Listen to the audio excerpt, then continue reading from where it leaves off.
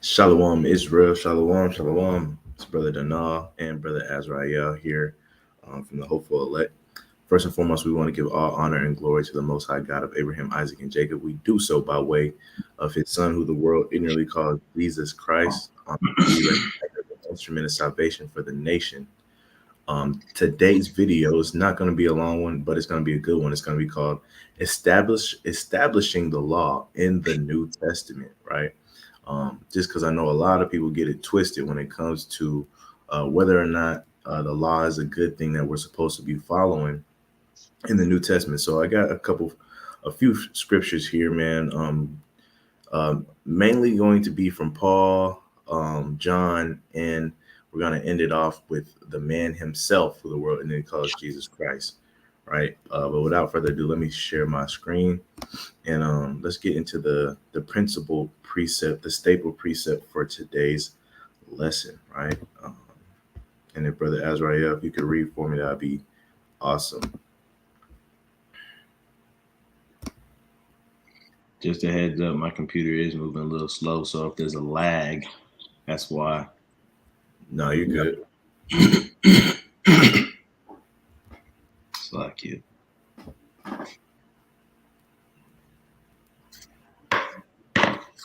Let me know when you're ready. Go ahead. The book of Romans, chapter 3, and verse 31. Do we then make void the law through faith? God forbid. Yea, we establish the law. We established the law, right? This is going to be our principal staple. This is Paul, man, letting you know that nothing that you read that he wrote is going to go against this statement of establishing the law. He might say some things that you might find contrary, but again, that's why I believe Peter, was it Peter who told us that understanding Paul is a task, right? And some people can understand him to their destruction, right? But don't get it twisted. Anything that he does, right, is to shed light on some things that were not clear, but don't get it twisted. He establishes the law and his message, right? And we're gonna examine that first, right? Let's go to um and I want to also point out in Romans 3, right? In Romans 3, uh, it's a lot of confusing talk in there, right? But I brought Romans 3 and 31 to show you guys that this is the conclusion of the whole passage. Why? Because it's the last scripture in this passage, right? Romans 3 in Romans chapter 3. We're gonna go to Romans chapter 7 really quick. And let's do 14.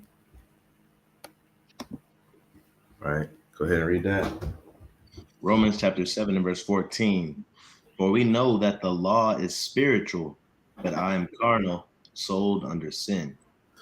So we know that the law is spiritual. A lot of times you're going to hear the word spiritual or moving in the spirit, something along those lines in Paul's letters, right?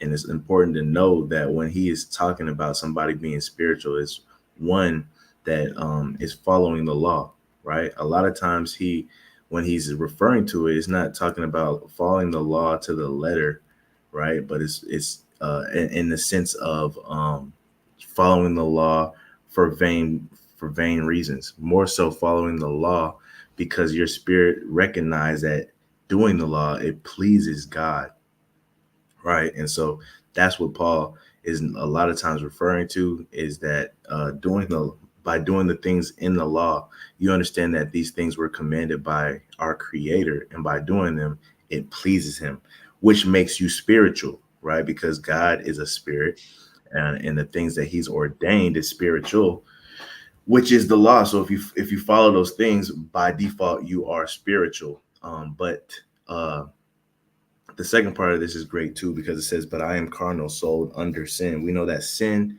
is the transgression of the law, right? And it says that we were born into this carnality, and with being born in this carnality, we were sold under sin, meaning that we were sold under our flesh. It's easy for us to do sin. And it's our task for us to gain spirituality again. This is where it comes into play of being born of the Spirit, being born again, something that needs to be done. And with that being said, when you achieve or reach that stance of being spiritual, and that comes by doing the law and the things within them naturally, then you become a spiritual creature, a new spiritual creature, right? Let's go to verse 22.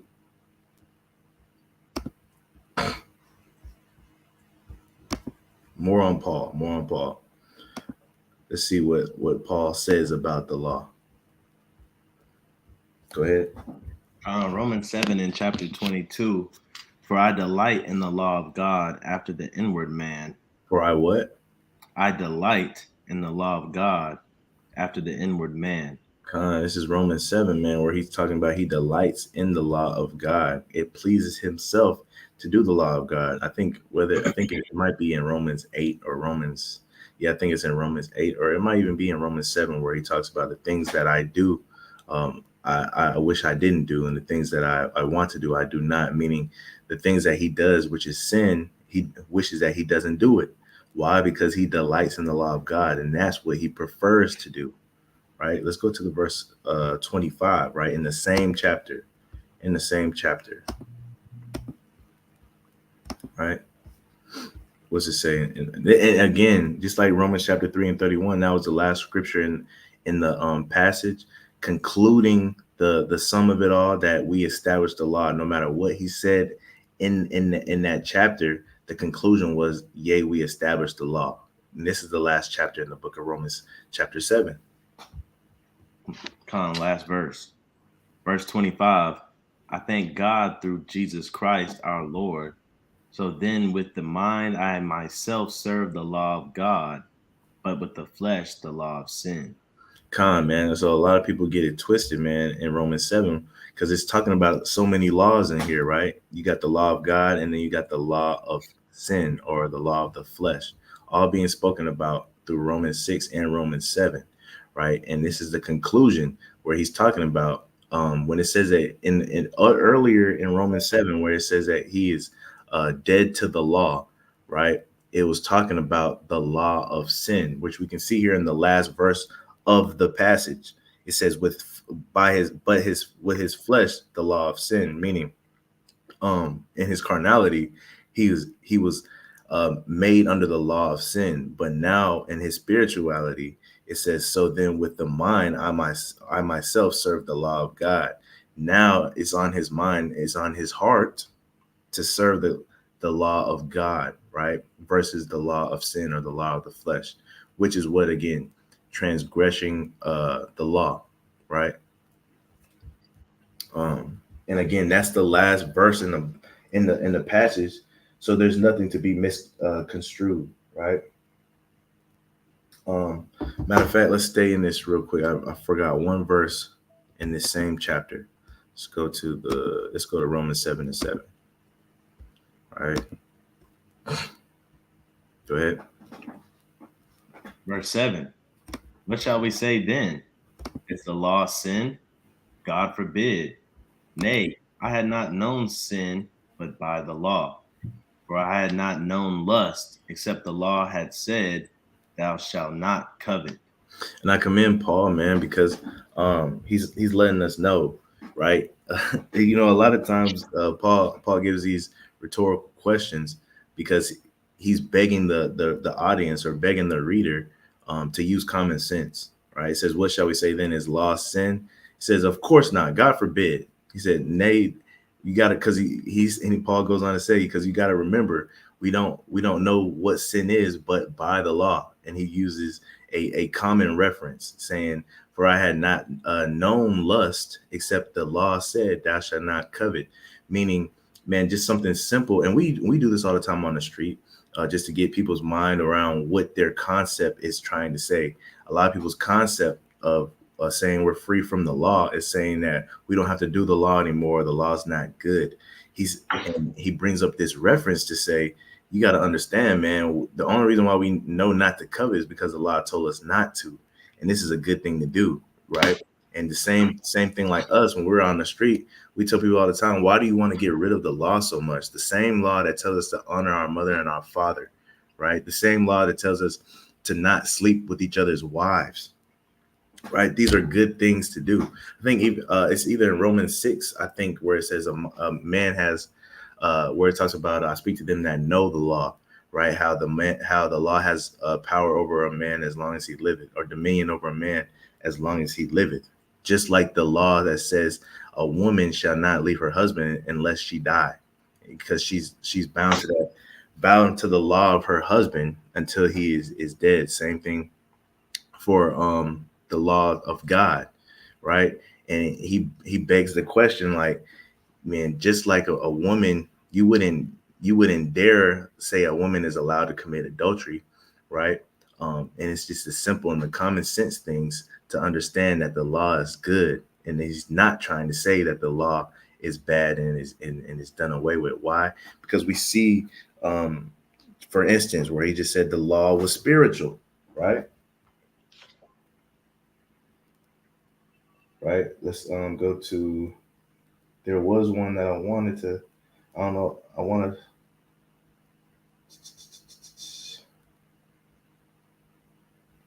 to. All right.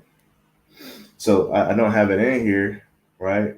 But it's also in Romans, I believe, where it says that the law is good and is just and holy, letting you know that Paul understands that the law is not a bad thing, right? A lot of people get into doctrinal differences, and we lose sight of whether or not the law is a good thing or not.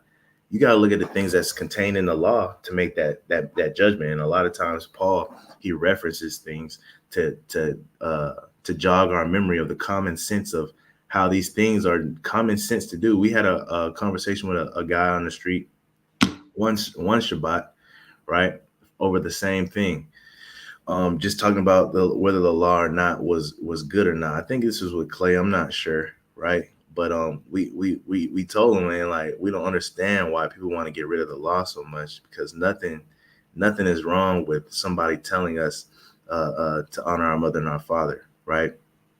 And then we asked another brother. We said, hey man, why don't you follow the Bible? He said, yeah, I just don't feel like, the things in he verbatim, I think he said something like, I don't follow the concept of we have to do something to achieve something else, right?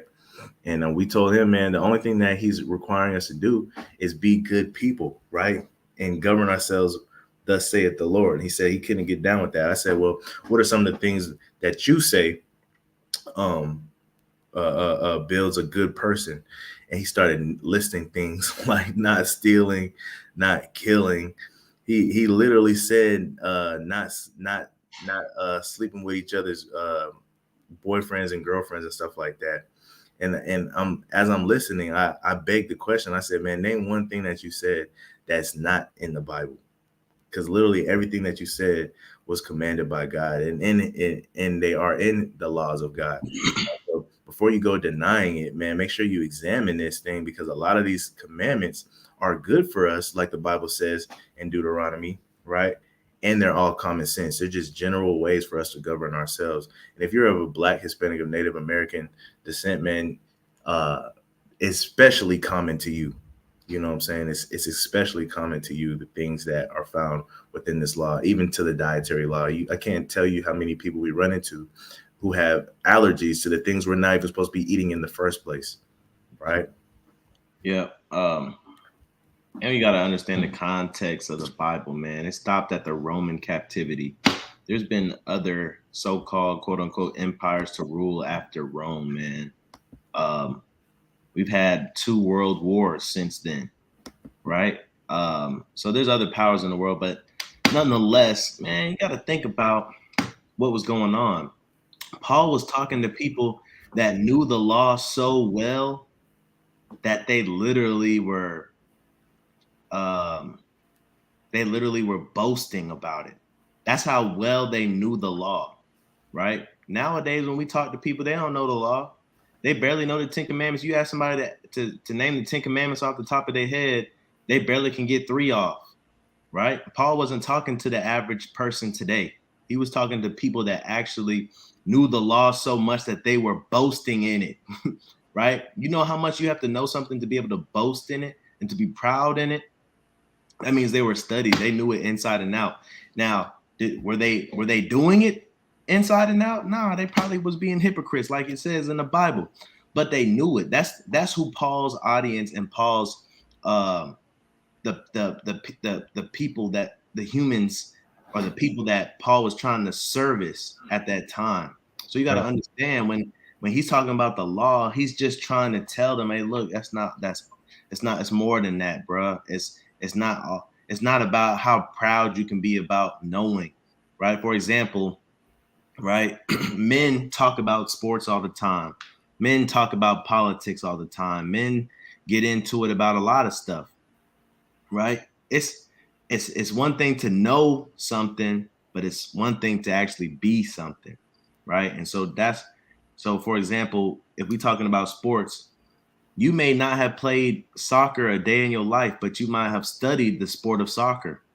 And you know what a goal is, you know what offsides is, you know what a striker does, you know what the defense does, right? But you don't know how to play. You don't study it, but if somebody put you on the field, you would be lost. And so all Paul's trying to say is, man, y'all boasting and y'all know it. Yeah, but y'all don't know how to live it. Y'all don't know how to if I put you in play right now, if I put you to work right now for the Lord, you don't know how to execute. And Right, so that's man. here to help you execute. Real life experience. You know what I'm saying? I'm watching a TV show called The Resident on Netflix, right? Based out of Atlanta. You know what I'm saying? And in The Resident, there's a young Jake in the Resident, right? And he's just now entered his residency, just passed the board, I guess, whatever. And you know, what is it? Med school. He just passed med school. He's doing his residency, and he was top of his class. Excuse me.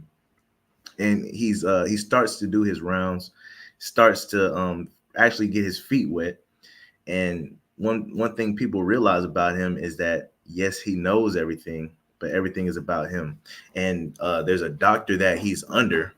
His name is Dr. Pravesh. And Dr. Pravesh, after his first day, decides that he's going to cut him, right? Cut him from his residency. And this would ultimately end him, land him nowhere, right? If he cut him in his residency, 9 times out of 10, no other hospital would take him for residency, and everything that he's done to get there would be in vain. The reason why Dr. Pravesh decided to cut him is because when he got there, yes, he knew all the lingo. Yes, he knew the diagnoses, how to diagnose somebody, the proper steps and all of that, but he lacked compassion, right? There was an instance where he told everybody in the room that this lady was an alcoholic, and they didn't believe him. So to prove his point, he went and got a 40 and sat it in her hospital room, right? And then left. And then when everybody came back, she was downing the 40 and burped and said, I'm good. I don't need any treatment anymore, right? The compassion was lacked, and he got cut for that because what Dr. Pravesh told him was, yeah, you might know everything, right? But how far will you go to prove to everyone that you're right versus looking out for your patient, right?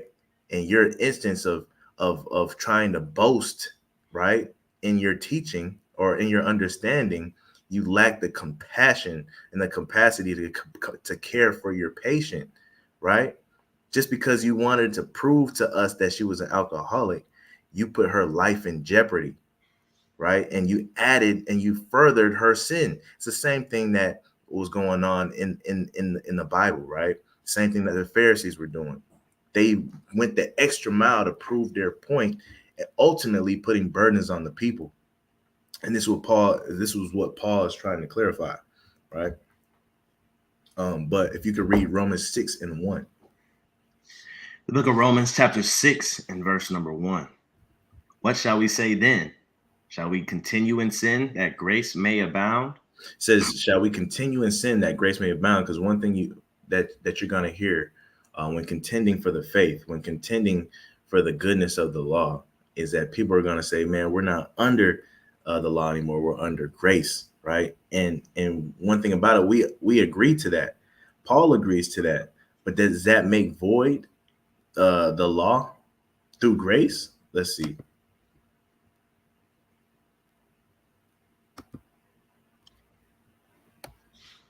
Something going on with your thing, bro. I don't know what's going on. I ain't doing that.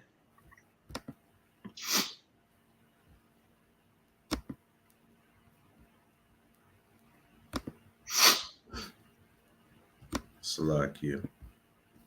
Go ahead, verse 2. Verse 2. God forbid. How shall we that are dead to sin live any longer therein? And that's one thing people fail to realize is that, man, the verbiage of the Bible, man, you don't understand how to harmonize it together. Being dead to the law, right? Being dead to sin, being free from sin. What does this all mean, right? One, and this is why Paul is trying to hone in on the common sense of these teachings. Being dead to sin. How can you be dead to sin and still live in sin, right? Is common sense here. If we're dead to sin, that means we don't do it anymore, right? Once upon a time, we were alive in sin, meaning we were alive in our sin doing it. But once we become dead to it, we become dead to sin and servants to righteousness. What does that mean? What is sin? Transgression of the law. So if we're dead to sin and we're servants to righteousness, meaning we don't do sin no more, what else? What are we doing? We're following the commandments. We're following the laws of God now. It's contrary to what we've been doing. I mean, you can't make this stuff is kind of elementary as long as you understand the principles of the Bible and you don't let your mind go to and fro when trying to understand Paul. Like Peter said, to your own destruction, right? And one thing to understand is that Paul is always going to clarify himself, right? A lot of times it's either in the beginning of the passage before he gets into what he's about to get into, or a lot of times it's at the very end when he's about to conclude, right? Yeah, I like to say, you know how the Bible say, though I be rude in speech, and like you just said, Paul's always going to clarify. And like Peter said, sometimes people wrestle with Paul's letters. You got to understand, man.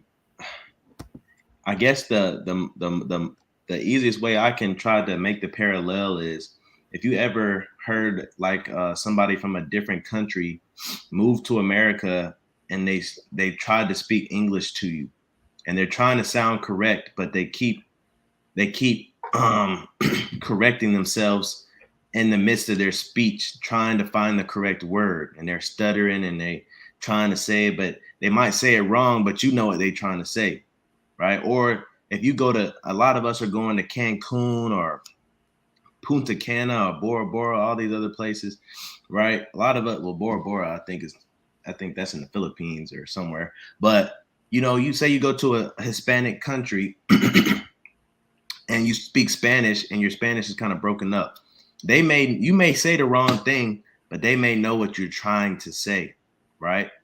And so you got to understand when you're reading Paul's letters, man, he's trying to figure out the best way to say it, and he's trying to say it.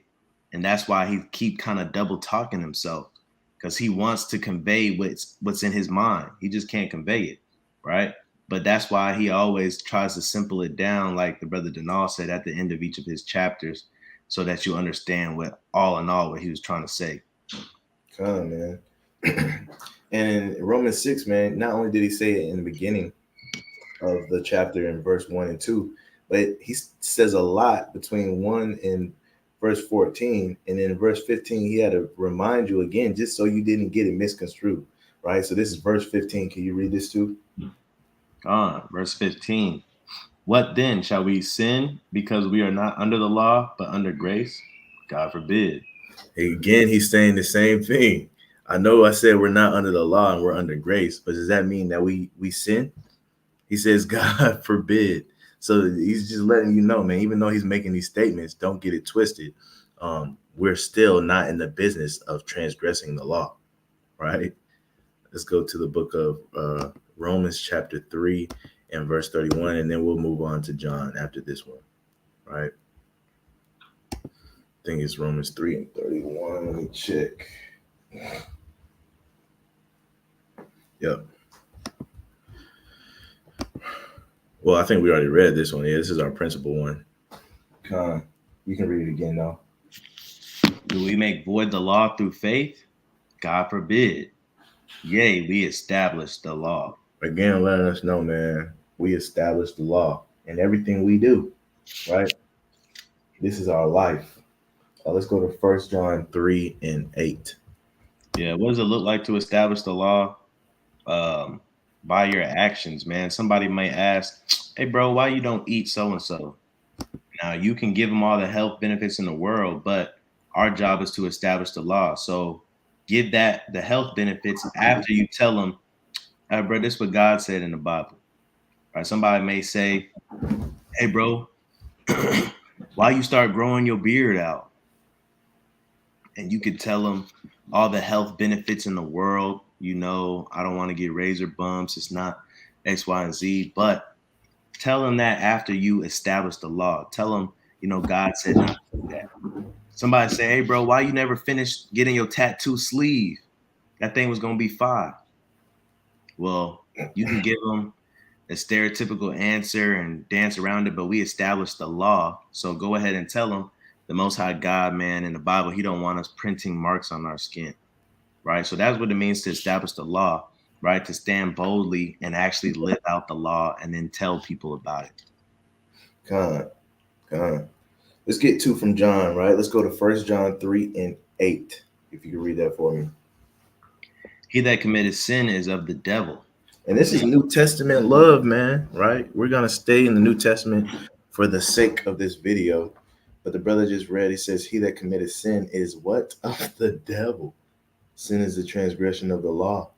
So to put the law behind us, to turn our backs on the law, meaning that we would be of the devil, right? Keep reading. He that committed sin is of the devil, for the devil sinneth from the beginning. From the devil sins from the beginning. You got to understand, we sin from the beginning. By the time we come out of our mother's womb, we are in our sinful nature. That's why it is a need for us to be born again, for us to attain spirituality. So we do not sin, which is what? Keeping the law. Right? You can't make this up. Keep reading. For this purpose, the Son of God was manifested, that he might destroy the works of the devil. And so he did, right? The book talks about how he came in the flesh and he condemned sin in the flesh, showing us that it is possible to do. Why? Because he said we can do all things through him that strengthened us. And it also says that we would do the same works, right? It says destroy the works of the devil. It says that we can do the same works that he did and more, right? Let's go to the very next verse. What does it say? Go ahead. Verse 9. Whosoever is born of God does not commit sin. It says whoever is born of God. So if you're of the devil, you're going to sin, meaning you're going to transgress the law of God. So let's put this in layman's terms. You're going to disrespect and dishonor your mother and your father, right? You're gonna steal and kill. You're gonna make passes at your friend's wife, right? If you're not of God. But if you're of God, you do not commit sin, meaning that you honor your mother and your father. You don't kill your brother. You don't steal from your brother, right? You respect your neighbor's wife, right? If you are of God. Keep reading. For his seed remaineth in him, and he cannot sin because he is born of God. He cannot sin, man, right? And that's who we're claiming to be, sons of God that do not sin, right? Because now we are made spiritual, right? Let's go to another goodie of John. Let's go to John 9 and 31. Man, John 9 and 31 is a heavy hitter. And a lot of colloquial Christians, they do not want to hear what John has to say in this one, right? Go ahead. John chapter 9 and verse 31. Now we know that God heareth not sinners. It says what? We know that. Now we know that God heareth not sinners. No, what happened to we're all sinners. We all fall short of the glory every day, right? And God knows our heart, right? And I'm gonna pray for you guys that you get the proper revelation. What does God say? He says, now we know that God heareth not sinners. Exactly, man. God, make no mistake about it, man. If you choose to go contrary to the will of God, contrary to what He has planned for you to do, which is to be obedient to Him, He's not going to listen to you, right? If I have a son or a daughter or anything, and I tell them to do something, right, and they're doing contrary, while matter of fact, if I put them in and I put them in timeout for whatever they did wrong, right? They can be in timeout all they want to and be making requests to me about, Dad, can I have my phone back? Dad, can I turn on the TV? You know what the answer going to be? The answer going to be no, and I'm going to act like I don't even hear what they're saying. Why? Because when you're disobedient, you don't deserve to be heard from your father, right? And the same, and it's the same setup here spiritually. When you're being disobedient, it's not the right time to be making requests to the Most High, right? And He's not going to honor it. What your parents say, you lost the privilege. You lost the privilege, man. It's a wrap. We'll try again. We'll try again next time, right? Keep reading. But if any man be a worshiper of God and doeth His will, him He heareth. So if you got to worship God, which is, you know what I'm saying, not only in song and dance, but you got to do His will, meaning what? You have to fear God and keep His commandments. This is His whole duty of man for you, right? You got to do that if you want God to hear you, right? Now, last but not least, man, I told you guys I wouldn't be for you long. Let's get some heavy hitters, and we'll see if Christ established the law in the New Testament. Let's go to the book of Matthew, right? And Brother Yeshaya is not on right now. This is one of his favorite precepts he likes to go to. Let's go to Matthew chapter 19, and let's start at verse 16, right? Verse 16. And behold, one came and said unto him, Good master, what good thing shall I do that I may have eternal life? So a man comes up to Christ and he asks him, man, how can I get to the kingdom of heaven? How can I get eternal life? What do I have to do, right, to earn that? You got to understand, he's asking the question about what he has to do to earn that, contrary to the teachings of today, where you don't have to do anything to earn it, right? Keep reading. Verse 17, and he said unto him, Why callest thou me good? There is none good but one. But I thought God. I thought Jesus was God, but that's a whole nother lesson for another day, right? Keep reading. What did Christ tell the boy? But if thou wilt enter into life, keep the commandments. Keep the what? Keep the commandments. You gotta keep the commandments if you want to enter into life. And then you know, some Christians will be like, what commandments he talking about? Is he talking about the laws of God, the old laws? Right? Or is he, he's talking about the law of Christ now, the commandments of Christ. What did Christ say? That's because Christ gets kind of specific, right? Keep reading. He saith unto him, which? Jesus said, Thou shalt do no murder. Thou shalt do no murder. Thou shalt not commit adultery. Right.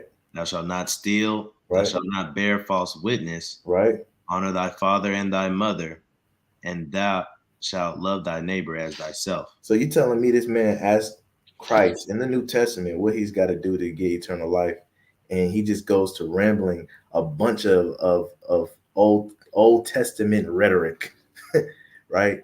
and laws that come from the Old Testament, right? Chiefly the Ten Commandments. And I say chiefly the Ten Commandments because, man, this is the first time the Ten Commandments was the first time we're seeing laws getting written down ever.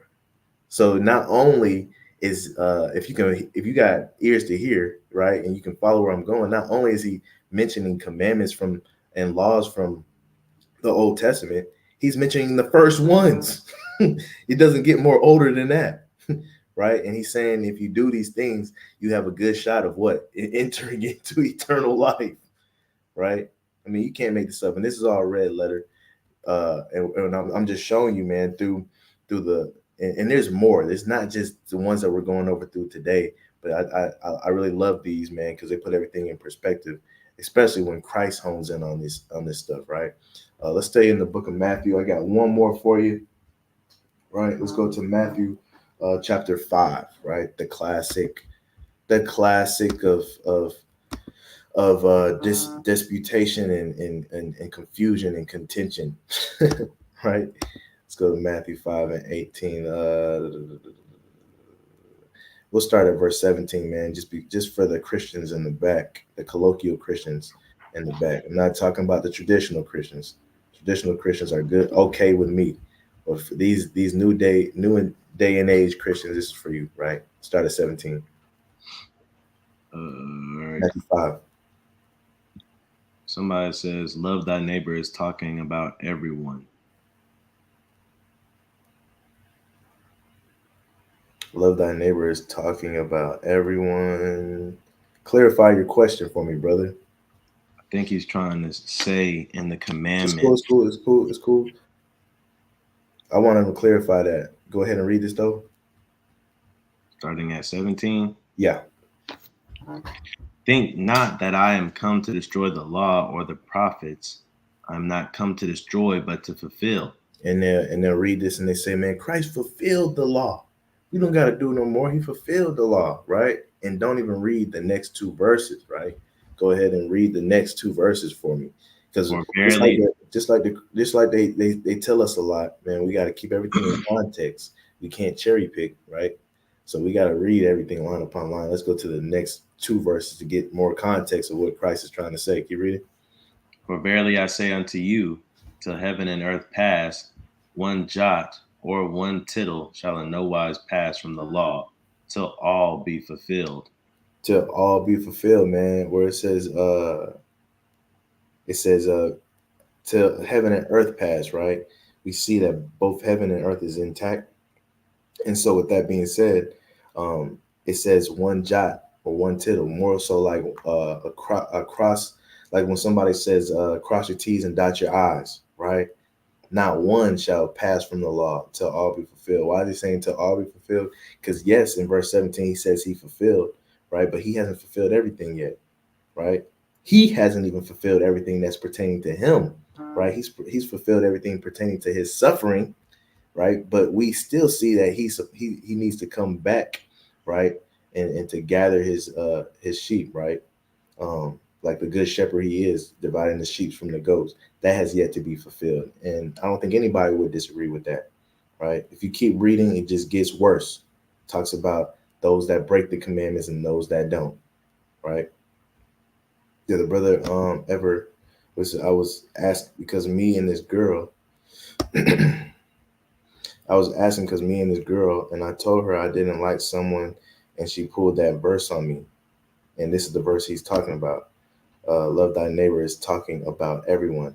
Real quick, I'm going to show you really quick why we study the Bible real quick. Let's make this quick, fast, in a hurry, right? We're going to go to the Blue Letter Bible really fast. Matter of fact, I won't even go to the Blue Letter for this, man. I want to make it quick. 1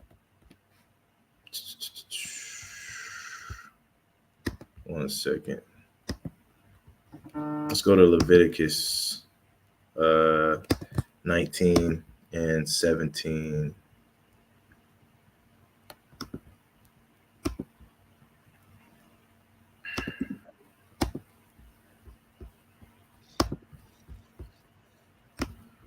speaking about your neighbor, right? Show you something really quick, my brother. Share. Now it takes some real studying to understand this stuff.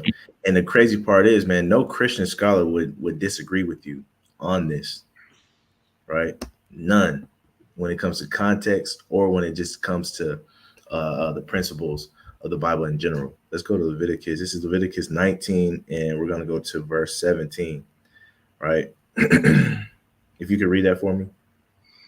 God, thou shalt not hate thy brother in thy heart. Thou shalt in any wise rebuke thy neighbor. Rebuke thy what? Thy neighbor. Rebuke thy neighbor, right? And not suffer sin upon him. A lot of times the Bible does this, man. It refers to brother and then it refers to neighbor. And it's just reiterating itself using two terms that describe the same thing. How do we know this? Let's go to verse 18. Thou shalt not avenge nor bear any grudge against the children of thy people. What is it? What's the context? The children of thy people. Right. Keep reading. But thou shalt love thy neighbor as thyself. The children of the children of thy people, right? Them shall you love as yourself, right? Those are your neighbor, right?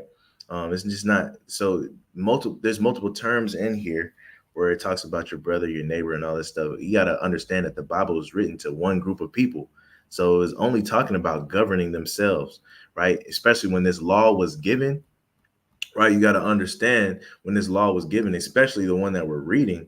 The only people that were around that he was telling to govern themselves with were Israelites. And then he said later on, when you go to the land to possess the land where I send you, don't ever make any covenants with anybody else. Stick to yourself. We took it upon ourselves to mingle with other people, but it was never the plan for us to mingle with anybody else, right? I bring this out as a foundational point. That not only in 17, not only does it mention neighbor in 17, but in 18, it also describes who your neighbor is. It's from the children of thy people. Now, what I'm going to show you is another translation, because we do comparisons, right? We do textual comparisons. Let's see. I'm going to stay right here because I want to come back to it, right? Let's go to 1 second. New window. Leviticus 19 and 17 in the CEB. CEB version.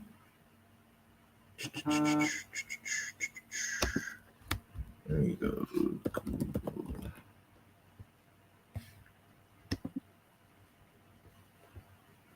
And brother, if you're following along, I encourage you to open your Bible app, go to Leviticus 19 and verse 17, right? And then at the top, I want you to go to the CEB version, right?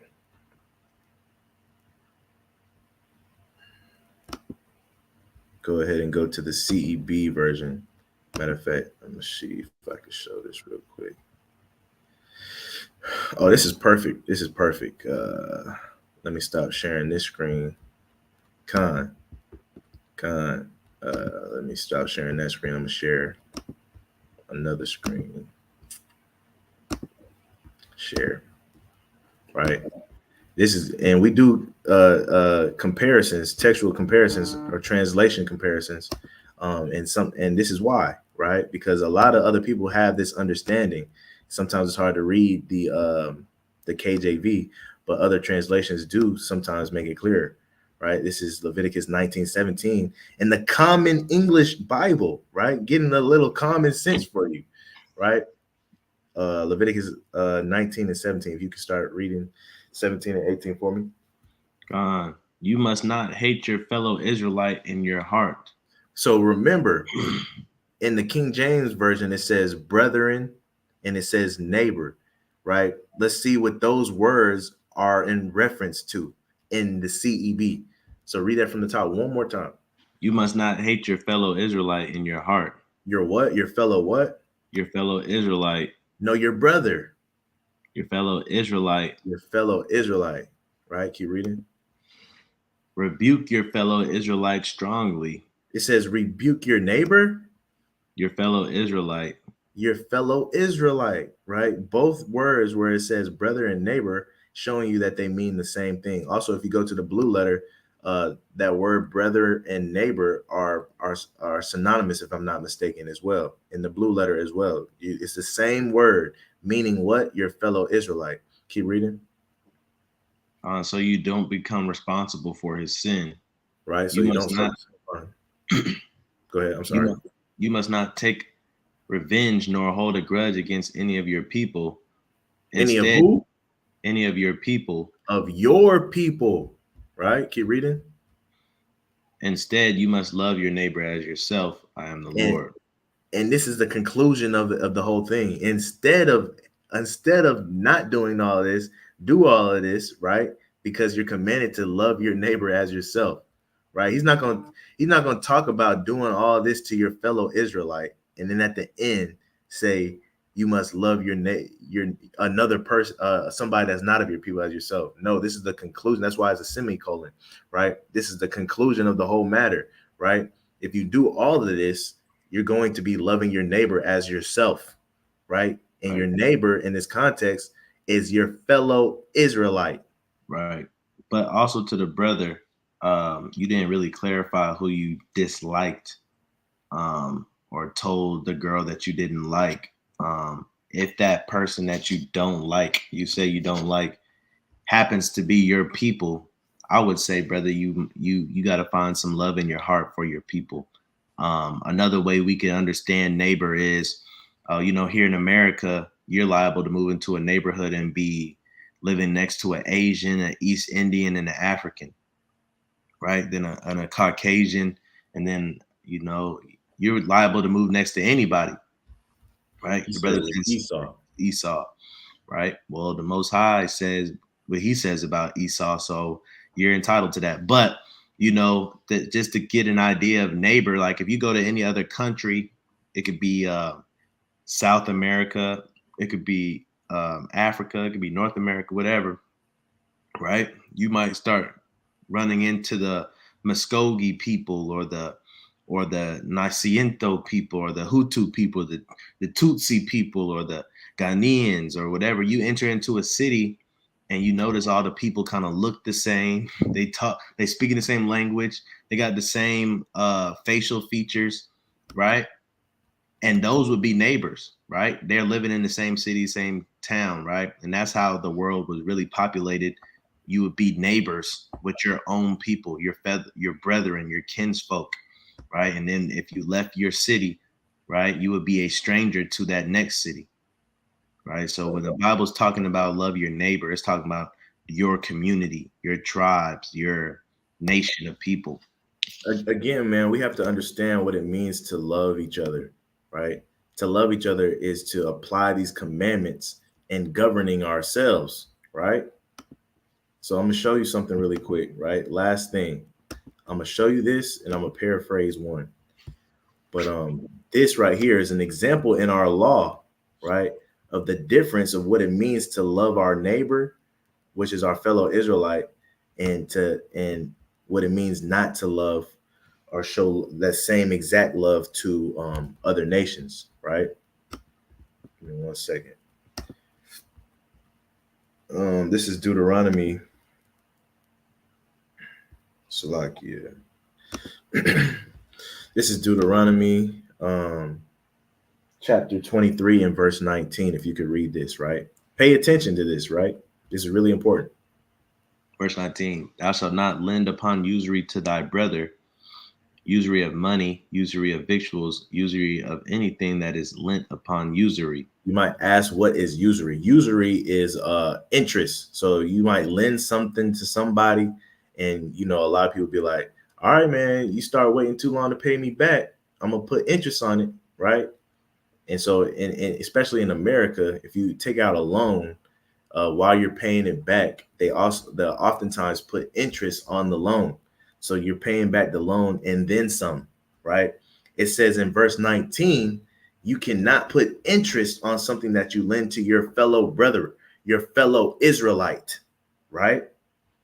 Your fellow neighbor. You cannot put interest on it. If you lend it to them, they shall pay it back, but without usury, without that interest, right? I'm bringing this to a point, right? Read verse 20. Verse 20.